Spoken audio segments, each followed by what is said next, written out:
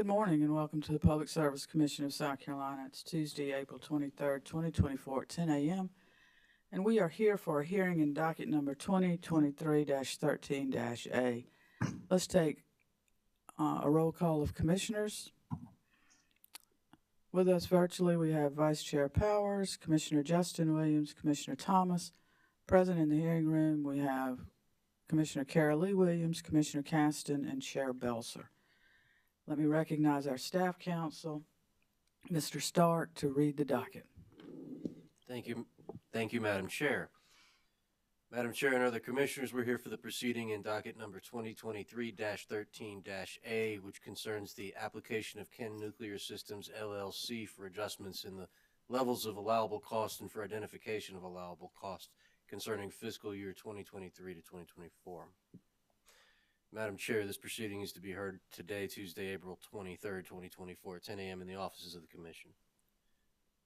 Madam Chair, I believe this docket to be in order. Thank you, Mr. Stark.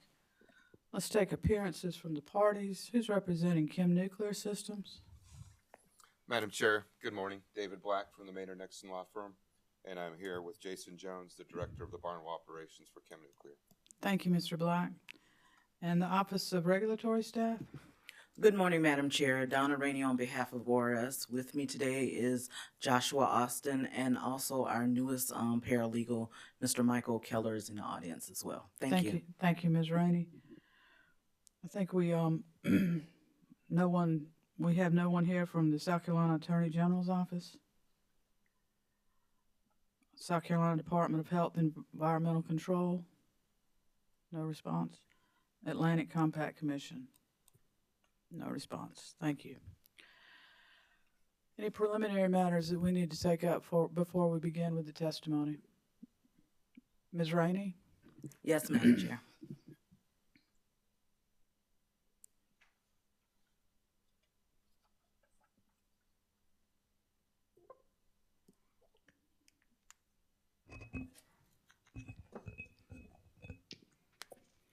Madam Chair, pursuant to South Carolina Code 484610, the Atlantic Interstate Low-Level Radioactive Waste Compact Implementation Act, ORS conducted its review of Chem-Nuclear's books and records. Based on ORS's review, Chem-Nuclear filed an amended application on March 12, 2024, which incorporated ORS's recommendations. ORS did not pre-file direct testimony in this matter. Rather, it pre-filed its examination reports and Exhibits 1 and 2 on March 26, 2024. ORS examination of Chem-Nuclear was conducted by ORS Senior Auditor Daniel J. Rowland IV, or under his supervision. At this time, ORS moves that its examination report and Exhibits 1 and 2 be entered into the record as a composite hearing exhibit. Any objection to receiving the ORS report that was filed on March 26th as a hearing exhibit? No objection. ORS examination report, including the two exhibits, will be a composite exhibit marked for identification as hearing exhibit number one, and received into the evidence of this case. Thank you, Madam Chair. Anything else? Nothing? Thank you. Nothing. Thank you. Mr. Black, I think it's your turn.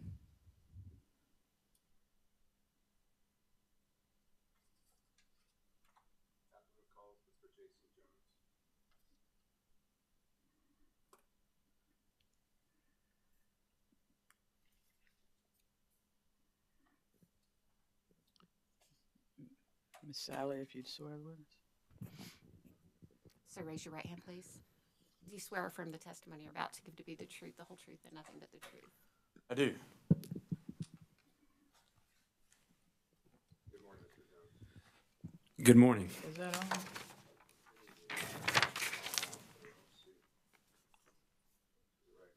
It's somewhere on the bottom, or I mean on the where you were pointing.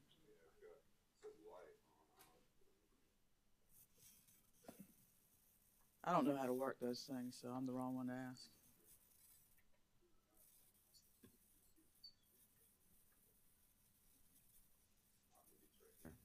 There we go.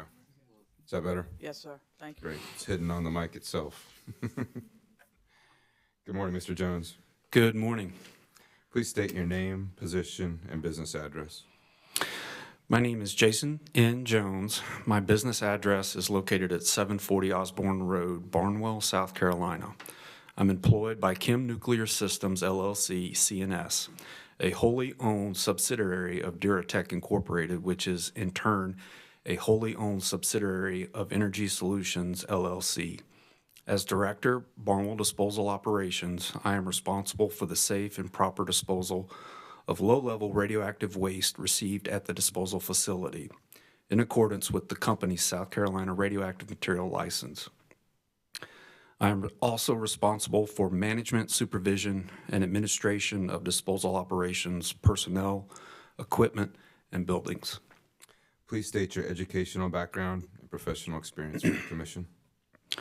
I have a Bachelor of Arts degree in chemistry with a minor in biology from the University of Mississippi, Oxford, Mississippi. I am a registered project management professional and a certified hazardous materials manager. I have over 10 years of experience at the Barnwell Disposal Facility in various positions, starting as a waste management specialist, progressing to project manager involved in various projects across the disposal site. I've been employed with Chem-Nuclear Systems since 2013 and assumed my present position in May of 2022. Have you previously provided testimony before the Public Service Commission? Yes. And what is the purpose of your testimony today? My testimony will provide information to the Commission about the disposal site operations relative to disposal of low-level radioactive waste at the disposal facility located in Barnwell, South Carolina. I will provide a brief background on the general process that has been used in this proceeding for identifying the allowable cost associated with our low-level radioactive waste disposal business. I have included an amended application for identification of allowable cost as an exhibit to my testimony. My testimony will be based on the amended application filed in March 2024 instead of the application filed in September of 2023. The amended application, including amended Exhibit A, amended Exhibit B, and amended Exhibit C, reflects the agreed-upon changes resulting from the Office of Regulatory Staff's annual audit of our allowable cost. My testimony will also focus on the principal differences in categories of cost between cost we actually incurred in fiscal year 2022-2023 and the estimated cost identified in the Commission Order 2023-450. Finally, my testimony will summarize the cost we are requesting the Commission to identify as allowable for fiscal year 23-24 as shown in amended Exhibit C. You are the same Jason Jones that prepared direct testimony that was filed with the Commission on March 12, 2024? Yes. If those same questions were asked today, would your testimony remain the same? Yes. To the best of my knowledge, my pre-filed direct testimony is true, and my answers to the questions posed would be the same today if given orally from the stand. At this time, I would respectfully request the Commission that Mr. Jones' pre-filed direct testimony be read into the record as if given orally from the stand. Mr. Jones, pre-filed direct testimony will be entered into the record as if testified to from the stand. Thank you. Mr. Jones, have you also prepared a summary of your pre-filed testimony? Yes, my summary testimony will explain the allowable cost incurred in fiscal year 2022-2023 and the cost proposed for fiscal years 23-24. Please describe the disposal site operations in fiscal year 2022 to 2023, including changes from previous year's operations. We continue to operate as an in-compact disposal site, accepting waste from the Atlantic Compact states of South Carolina, New Jersey, and Connecticut only. In May of 2022, EnergySolutions was acquired by Triartisan Capital Advisors, LLC. Triartisan was formed in 2016 and is based in New York City.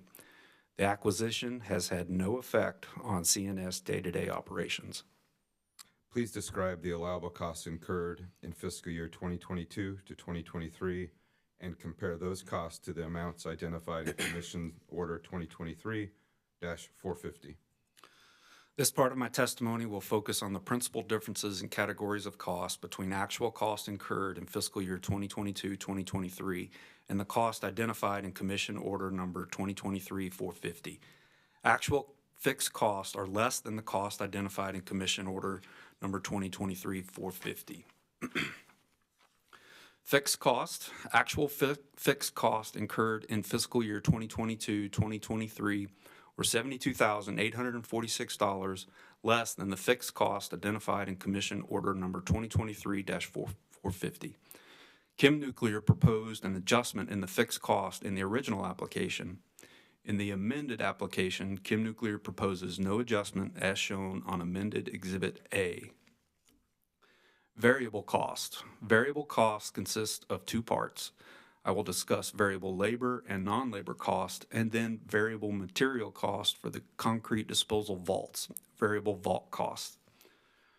Variable labor and non-labor cost. The actual variable labor and non-labor cost experienced in the disposal of waste in fiscal year 2022-2023 resulted in a total variable labor and non-labor cost of $157,604.54.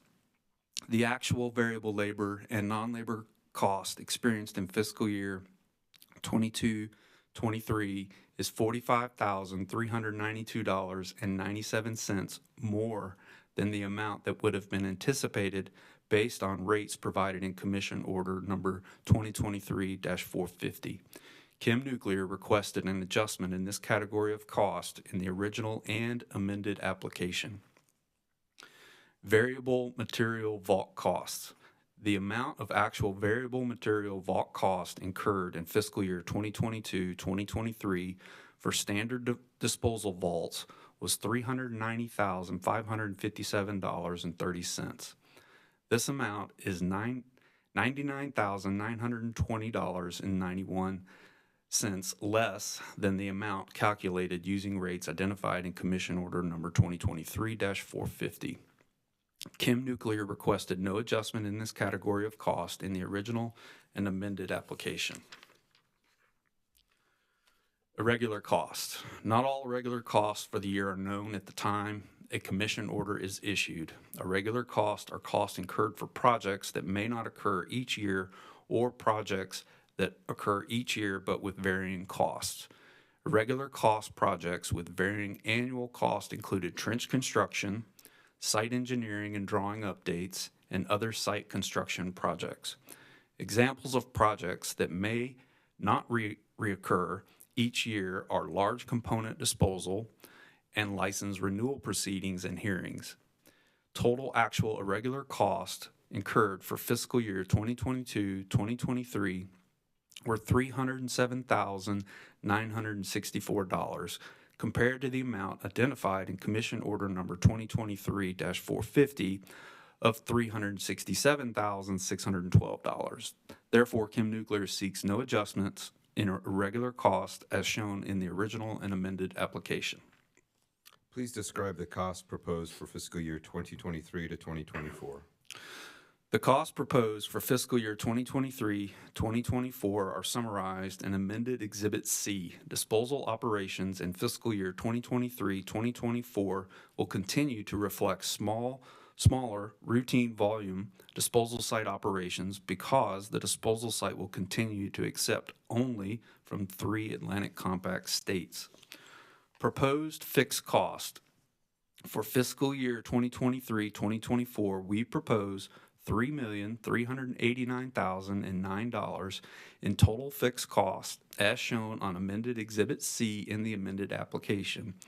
The original application proposed $3,390,712 in total fixed cost.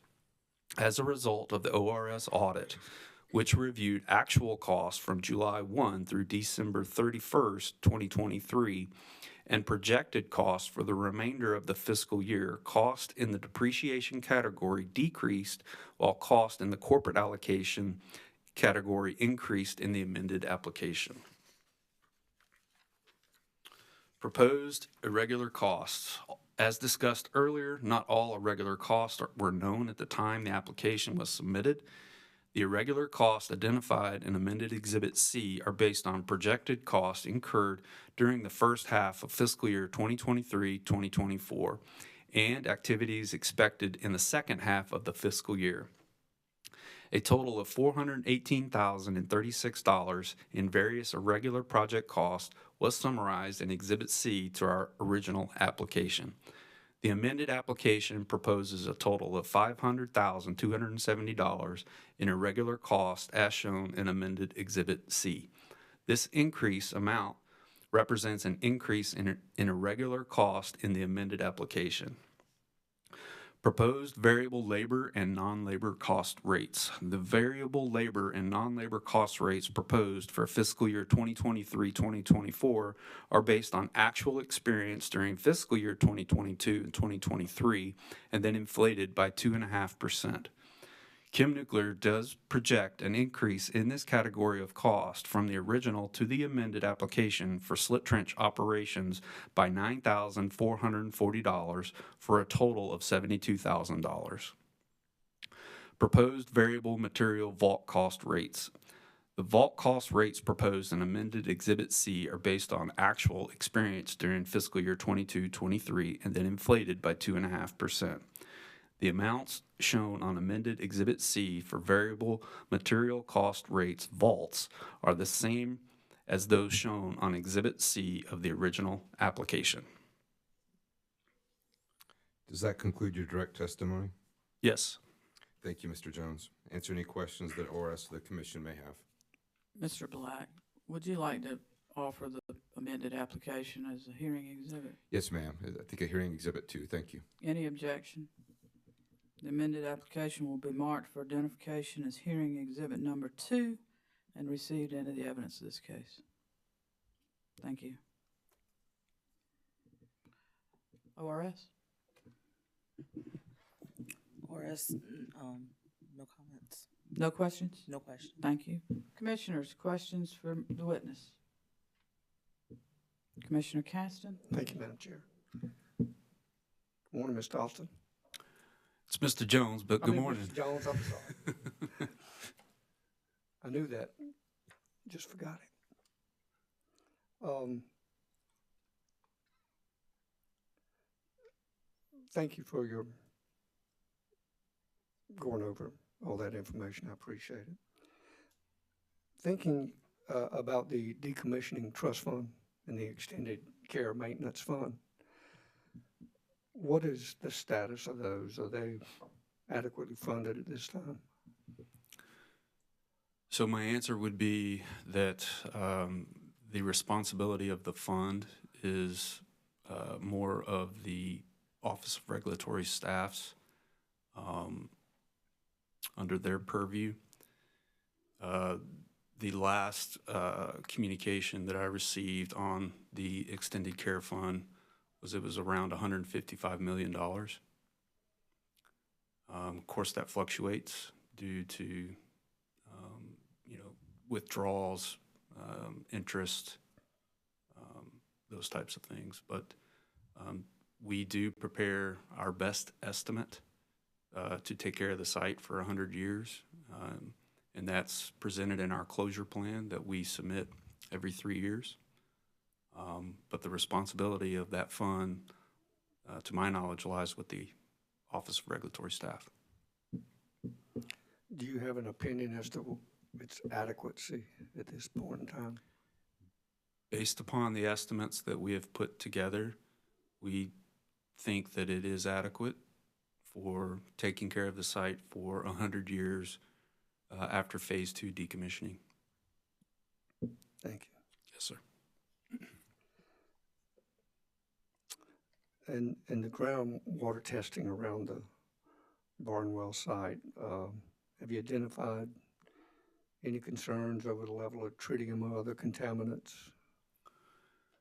Over the past 5 years, we have updated our groundwater model. The data indicates a downward trend. And in fact, to meet our performance assessment criteria, of exposure of 25 millirem per year. The last model ran was around 2 millirem per year. So well within the limits. Sounds good. I appreciate it. And I apologize for calling you Mr. Austin. I guess I was looking at him before I called on you. No worries. Thank you so much, Mr. Jones. Thank you. Commissioners, further questions for the witness? Chair Commissioner- Belzer. Commissioner Carol Lee Williams? Thank you. Good morning, Mr. Jones. Good morning. If I made the mistake, then it would be a real faux pas. The variable costs that have increased in all of the categories over the past year, is that correct? I would have to look at my testimony again, but Well, I wanted to ask more about those cost increases. Were they Okay. due to inflation? Were they due to, supply chain? Tell us more about the increases. the main increase for variable costs were our vaults. The vendor that we've been using for many years increased their rates in 2022. And they increased their pricing by 49%. And I did ask why, and it was due to the material cost have inflated, the labor has inflated, so the overall cost has gone up for those vaults.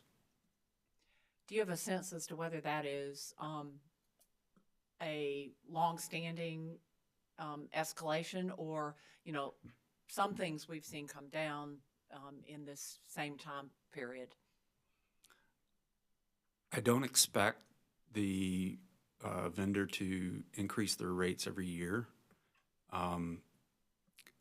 It had been a while since they had increased their rates. We'd been consistent for many years. I don't know the number of years, but I don't expect them to come next year and raise their rates again.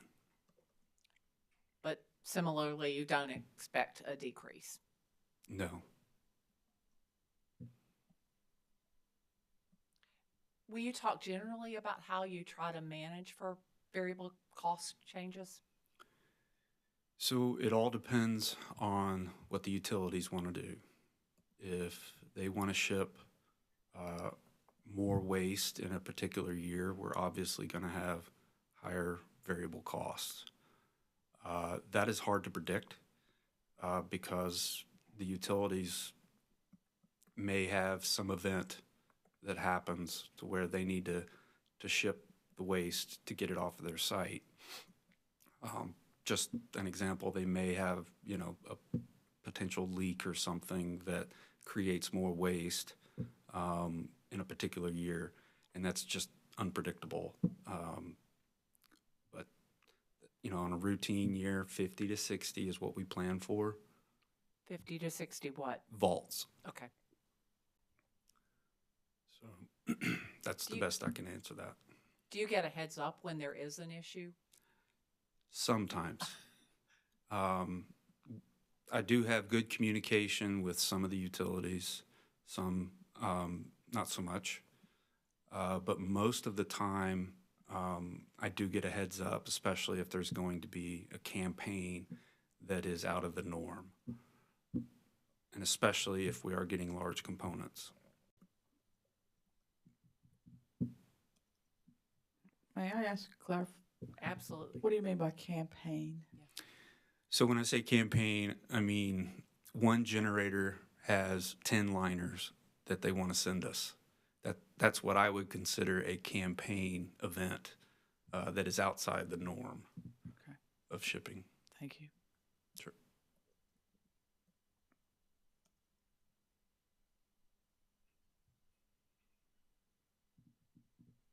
I'm just checking.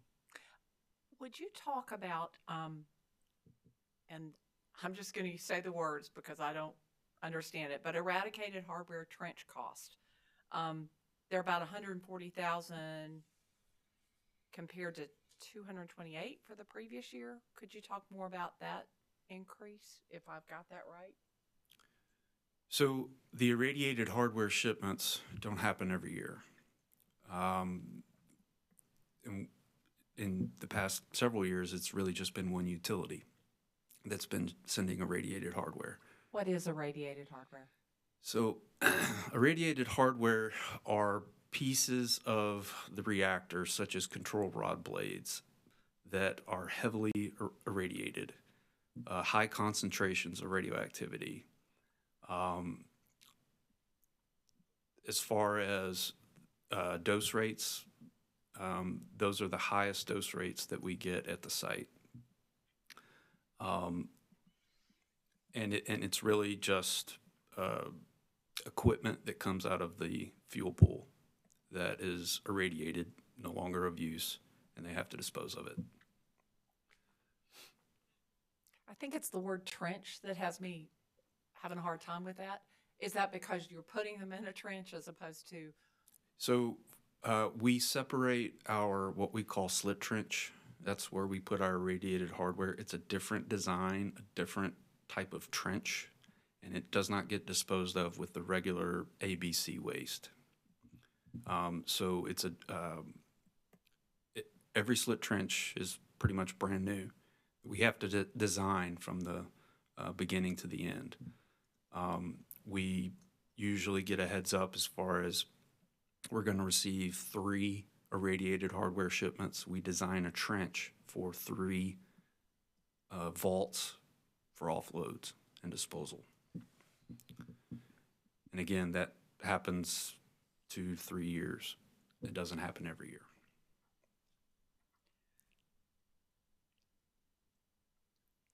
And I apologize if I ask the questions every year. It's because we don't deal with it very often. It's eager to learn and absorb, and I appreciate the education. Thank you. I have no further questions. You're welcome. Thank you. Mr. Jones, talking about that slit trench for the irradiated hardware, how big a area are we talking about?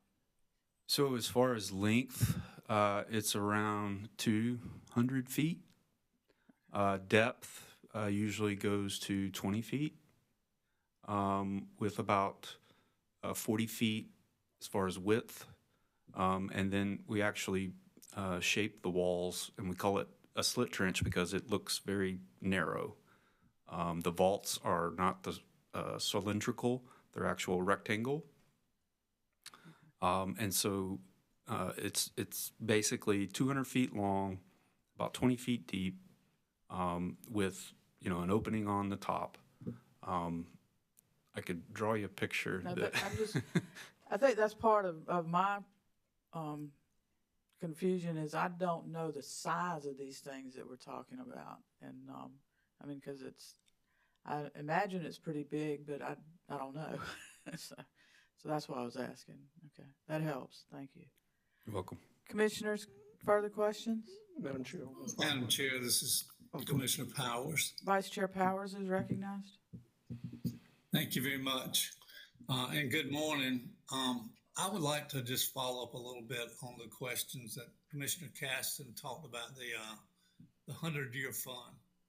And I realize there's a statutory things that go with it, but what makes 100 years a magic number, or does it in any way? I mean, I wonder what happens in year 101 or 102 or 200.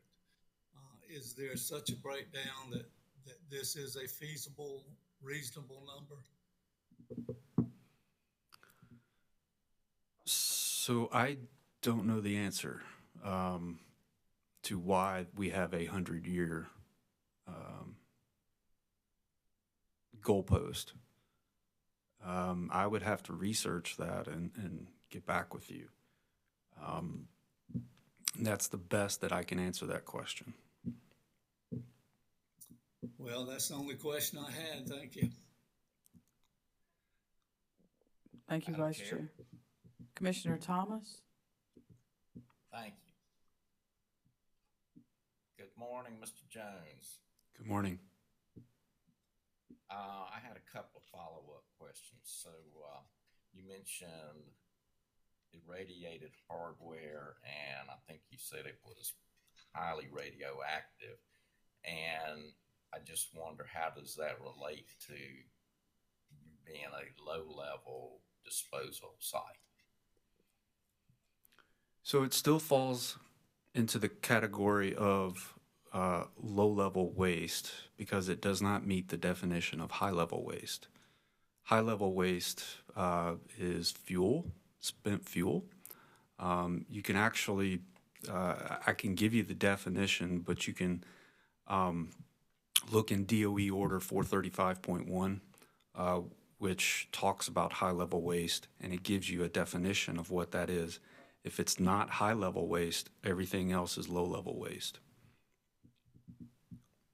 Okay. And a question about the groundwater testing. Does DHEC come in and do some testing, or is this testing that you all do yourselves, or how does the testing work? It's both. DHEC performs samples alongside us quarterly. They take a sample and we take a sample, and they compare their result with our result. We provide all of our analysis on a quarterly basis to DHEC in a report for radiological contaminants and also non-radiological contaminants. Okay, thank you. I appreciate it. That's all I have. Thank you. Thank you, Commissioner. Any further questions? Madam Chair, Commissioner just have one Caston? follow-up. Mr. Jones, I guess thinking about question Chair Belser and Commissioner Williams asked about the irradiated hardware trench, and you talked about the design. You know, they're designed differently. Do you do that design in-house, or is that done outside? We contract with an engineering firm. Schnabel Engineering is who we use.